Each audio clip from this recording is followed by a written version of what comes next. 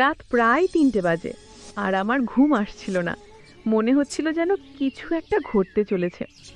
অস্বস্তি নিয়ে আমি শেষ পর্যন্ত আবার বর বোনের রুমে গেলাম।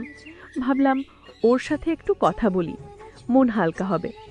রুমে ঢুকে দেখি একটা হালকা আলো জ্বলছে, কিন্তু অবাক হয়ে লক্ষ্য করলাম আমার বর বোন সেখানে নেই।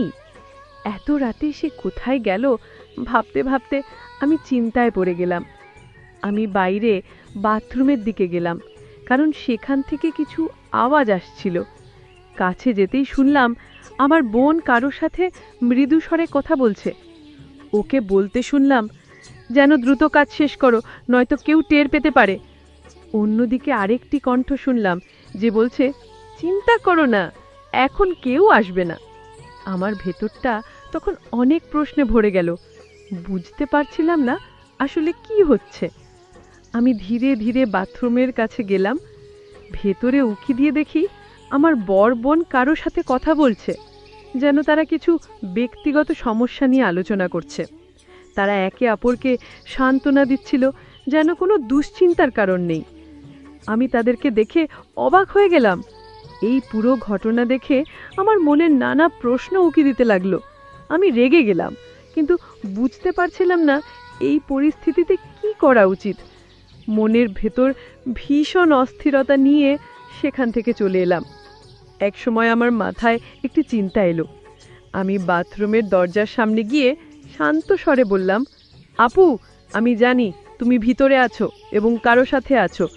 আমি বুঝতে পারছি তোমরা কি করছো।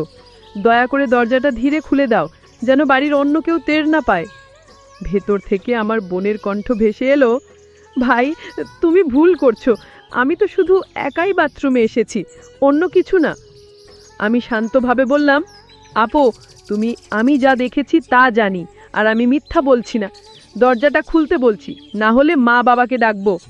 ভেতর থেকে আপু হঠাৎ করে কণ্ঠ নরম করে বলল, ভাই, দয়া করে কাউকে ডেকো না, আমি দরজা খুলছি। কিছুক্ষণ পরে আপু ধীরে ধীরে দরজা খুলল। সেই মুহূর্তে আমি বুঝতে পারলাম ওখানে আরও কেউ ছিল। এলাকার একটি ছেলে তার সাথে ছিল। আমি কড়া স্বরে বললাম, তুমি চলে যাও, আর ফিরে এসো না। ওই ছেলেটি তখন চলে গেল, কিন্তু আমার বোন সেখানে থেকে গেল। রাগে আমার মনে অস্থিরতা কাজ করছিল, যেন এই ঘটনা বহুদিন ধরে ঘটছে। আমি বোনকে জিজ্ঞাসা করলাম, এমনটা কতদিন ধরে চলছে?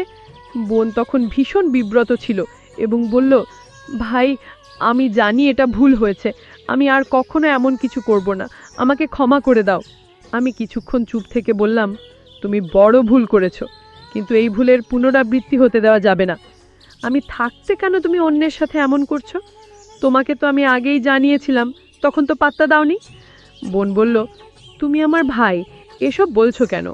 এবার চলে যাও এবং তোমার জীবন ঠিক পথে নিয়ে আসার চেষ্টা করো। আমার গর্বন তখন শান্তভাবে বলল, নাহিদ, তুমি আমার গর্বন ভুল বুঝছো। আমি বললাম, তুমি আমাকে ছোট মনে করতে পারো, কিন্তু আমি সব বুঝি। আমাকে নিয়ে ভুল সিদ্ধান্ত নিও না। এই মুহূর্তে আমি খুব বিরক্ত, তবু আমি এখানে তোমার সাহায্যের জন্য এসেছি। আমি ওর হাত ধরে বললাম, তোমার পরিস্থিতি খুবই কঠিন, কিন্তু আমি তোমার পাশে আছি। তুমি শুধু আমাকে সময় দাও। আমার কথায় রাজি থাকলে আমাকে এখনই জানাও। আমার গর্বন কিছুক্ষণ চুপ থাকলো, তারপর বলল, এখন বলবো না, কাল বলবো। আমি জোর দিলাম, না, এখনই আমাকে বলো, কাল হতে অনেক দেরি হয়ে যাবে। সে বলল, দয়া করে আমাকে একটু সময় দাও, আমি সব কিছু ঠিকঠাক করব। এই কথাগুলো শুনে আমি চিন্তিত হয়ে বিছানায় ফিরে গেলাম। সারা রাত ঘুমাতে পারলাম না। আমার বোনের কথাগুলো বারবার মনে হচ্ছিল। সে কিভাবে এমন কাজ করতে পারে? এতদিন আমি শুধু সন্দেহ করছিলাম, আজ তা সত্য হলো। সকালে যখন ঘুম ভাঙল, দেখি আম্মা নাস্তা তৈরি করে রেখেছেন। আমার কাছে নাস্তা করতে বসে ভাবতে লাগলাম কিভাবে এই পরিস্থিতির সমাধান করা যায়। নাস্তার পর বরবনের রুমে গিয়ে দেখি সে তার ছোট ছেলেকে নাস্তা দিচ্ছে। আমাকে দেখে আপু একটি হাসি দিল। মনে হলো সে আমার কথায় রাজি ছিল। এটা দেখে মনে হলো জীবনের কিছু ব্যাপার সব সময় জটিল থাকে, কিন্তু আমরা একে অপরকে সাহায্য করে তা কাটিয়ে উঠতে পারি। একদিন দোকানে বসে কাজ করছিলাম। আমার ছোট ভাই দোকান খুলে বসেছিল। হঠাৎ তাকে বললাম, তুমি জানো, আমাদের গ্রামে একটা মেয়ে আছে, তার নাম প্রিয়া। সে খুব সুন্দর। মাঝে মাঝে আমার দোকানে আসে কিছু জিনিস কেনার অজুহাতে। আমার কথা শুনে ছোট ভাই হেসে বলল, তোমার প্রিয়ার সাথে একটু কথা বলার প্রয়োজন আছে নাকি? আমি হেসে বললাম, আজ বাসায় ফিরে একটু ভাবতে হবে। বাড়িতে পৌঁছে দেখি ফোনে মেসেজ এসেছে প্রিয়ার থেকে। সে বলল, নাহিদ, তোমাকে অনেক মিস করছি, আমার সাথে দেখা করার চেষ্টা করো, সারাদিন তোমার কথা ভেবেছি। আমি উত্তর দিলাম, আমিও তোমাকে মিস করছি, কিন্তু এখানে গ্রামের পরিবেশে সহজে দেখা করা যায় না।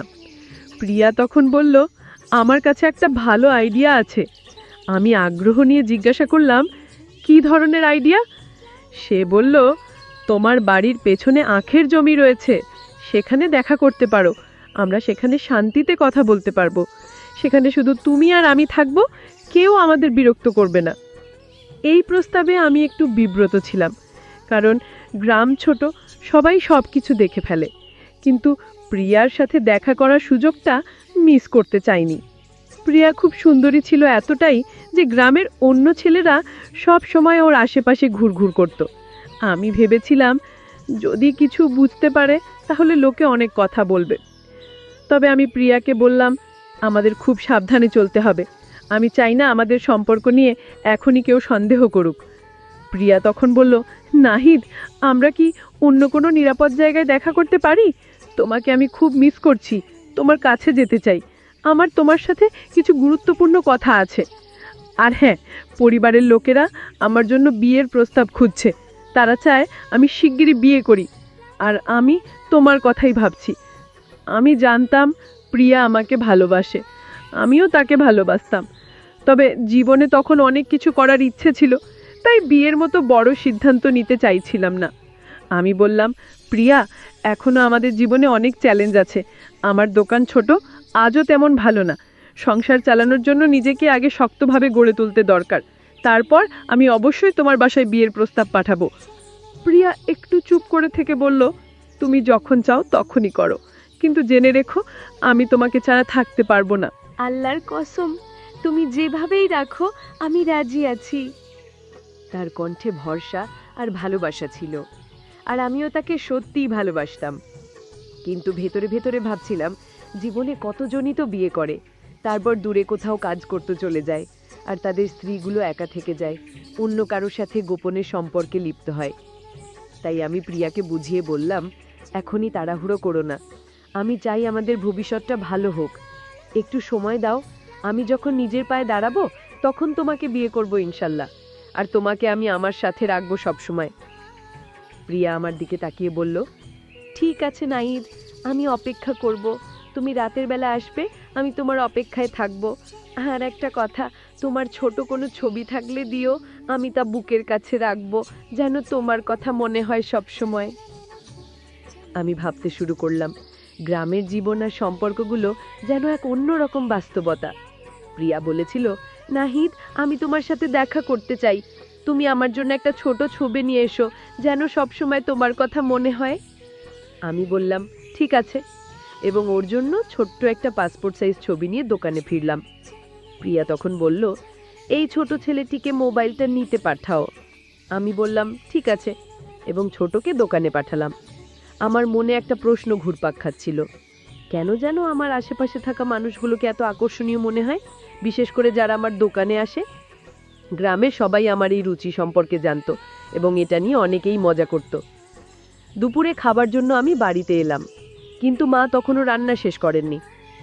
মা আমাকে বলল, ছোটকে কেন পাঠাসনি? আমি বললাম, মা, ছোট কাজে ব্যস্ত ছিল, তাই নিজেই আসলাম। এরপর আমি আমার দুই বোনের ঘরে গেলাম। ছোট বোন সেখানে ছিল না, কিন্তু বড় বোন ছিল। আপু হঠাৎ আমাকে বলল, ভাই, আমি একজনকে পছন্দ করি। আমি বললাম, হ্যাঁ, আমি জানি, সেই ছেলেটা তো। কিন্তু সে বলল, না, সে নয়, সে অন্য কেউ, আমাদের সম্প্রদায়ের না। আমি বেশ অবাক হলাম, তাহলে তুমি তার সাথে কেন দেখা করো? প্রিয়া কিছুটা অস্বস্তিতে বলল, ভাই, সে কিছু চাহিদা পূরণ করে, আর আমি তাকে অস্বীকার করতে পারিনি। কিন্তু সত্যি বলতে, আমি তাকে বিয়ে করতে চাই না। আমি কিছুটা বিরক্ত হয়ে বললাম, তাহলে কেন এমন কিছু তো নিজেকে জড়াও যেটা তুমি চাইছো না? প্রিয়া উত্তরে বলল, ভাই, আমি আসলে অন্য একজনকে পছন্দ করি আর আমি তাকে বিয়ে করতে চাই, কিন্তু সমস্যাটা হলো সে আমাদের সম্প্রদায়ের নয়, মা বাবা এটা মেনে নেবেন না। আমার মনের মধ্যে চিন্তার ঝড় চলতে লাগলো। আপু যে এইভাবে একটা সম্পর্ক নিয়ে এত সিরিয়াস হয়ে উঠেছে এটা ভাবতেই পারিনি। সে আমাকে বলল, ভাই, মা বাবার সাথে কথা বলো, আমি তাকে বিয়ে করতে চাই। আমি বললাম, প্রিয়া, এই ধরনের বড় সিদ্ধান্ত খুব সাবধানে নিতে হবে। তুমি ভেবে দেখেছো তো ভবিষ্যতে এটা কি রকম প্রভাব ফেলতে পারে? আমার মনে প্রশ্ন উঠল, এখন আমরা কিভাবে ভাবছি যে আমাদের পরিবার থেকে কাউকে অন্য কারো হাতে তুলে দেব? এটা কখনোই সহজ সিদ্ধান্ত না। আমি বললাম, ঠিক আছে, আমি মা বাবার সাথে কথা বলবো, কিন্তু আমার কথাটা শুনতে হবে। কিন্তু সে বলল, না ভাই, আগে কথা বলো, তারপর অন্য কিছু চিন্তা করো। আমি বললাম, দিদি, দয়া করে এই বিষয়ে এখনই এত তাড়াহুড়ো করো না, সময় লাগবে। তুমি আমাকে আজকে সময় দাও, পরে আমরা মিলে সব ঠিক করব। সে মেনে নিল এবং বলল, ঠিক আছে, তবে একটা শর্ত আছে। আমি তাকে প্রতিশ্রুতি দিলাম যে আমরা মা বাবার সাথে কথা বলবো, তবে যাতে সবাই মেনে নিতে পারে। সে আশ্বস্ত হয়ে বলল, ঠিক আছে ভাই, আশা করি সবকিছু ঠিকঠাক হবে। আমি জানি। এদিকে আমি তাকে বললাম, আজকের দিনটা একটু শান্ত থাকো, যদি দেখা করতেই হয় তাহলে পরে দেখা করো, আমি সারা রাত অপেক্ষা করতে পারবো। সে বলল, ঠিক আছে, আমি রাত 1টায় আসবো এবং কিছু সময় তোমার সাথে কাটাবো। এই গল্পের দ্বিতীয় পার্ট চাইলে কমেন্টে জানাও, তাহলে দ্বিতীয় পার্টটি দিব। গল্পটা কেমন লাগলো জানাতে ভুলবে না। আরও মজার মজার রোমান্টিক গল্প শুনতে চাইলে ভিডিওটি লাইক, শেয়ার এবং চ্যানেলটি সাবস্ক্রাইব করতে এবং বেল আইকনটি ক্লিক করতে ভুলবে না। ধন্যবাদ।